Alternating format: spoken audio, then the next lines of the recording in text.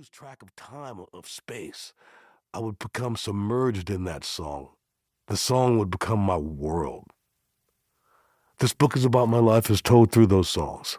Songs that took me away, starting at a ground level. Living in a poor but happy home, never wanting much more.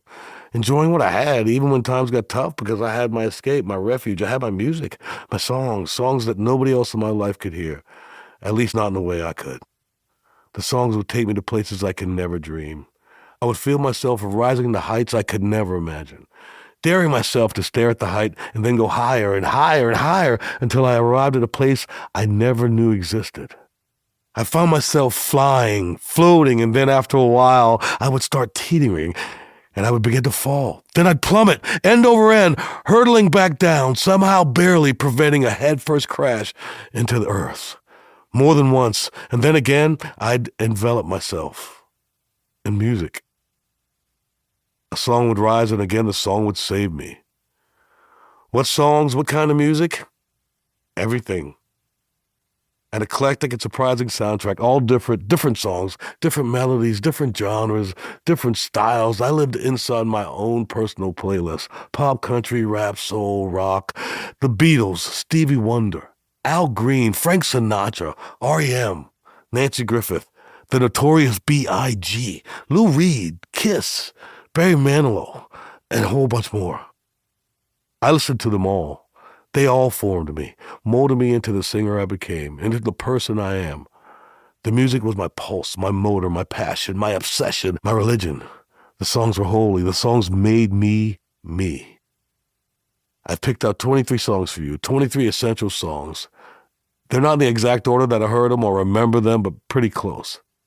They all took me to a place I'd never been before. They transported me. They all meant the world to me. Even more, they all meant life. So please hear the music.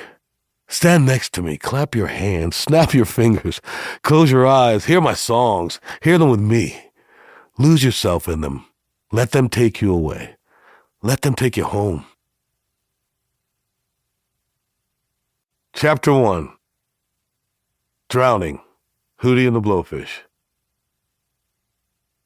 It's 1998 or 1999, not sure.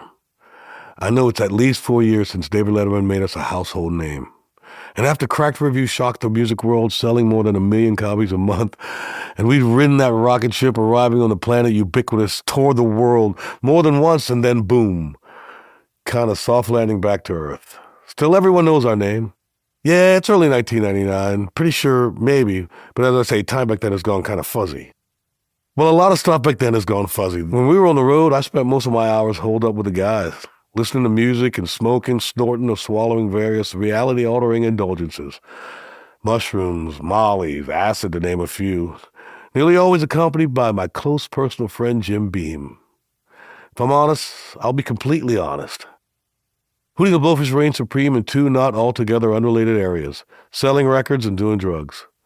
One time a roadie, British guy who had worked with several rock and roll bands known for their contributions to music world, as well as their record-breaking drug consumption, stared at the mountain range of the snowy peaked white powder we laid out on the table in front of us and said, "I've been around a lot of bands, and nobody comes close to you guys.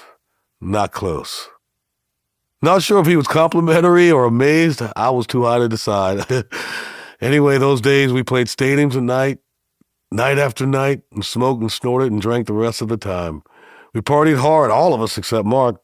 For the rest of us, the party never stopped. Until it did. Along the way, I got tight with Woody Harrelson. Fantastic actor. An even better human being. Pot smoker supreme, major mushroom enjoyer, beautiful guy. Not sure how we became friends. I think he came to a show. He popped in backstage after it, and we hit it off. That's as much as we remember. Truth is, everybody wants to be friends with Woody. He's kind, generous, fun, and mellow. When I tell him that he's the mellowest guy I know, Woody takes that drumstick sides joint I'm offering him and says, "I'm not mellow, I'm just lazy as shit." Around this time, the band has released our 3rd album, Musical Chairs. We've been touring nonstop on the road constantly. Finally coming to the last leg of back-to-back tour stops, and I'm fried. I need a break. Woody lives in Hawaii, sees how stressed I am, and invites me to hang out with him and chill. I've never been to Woody's house, but he's shown me pictures and massive palms.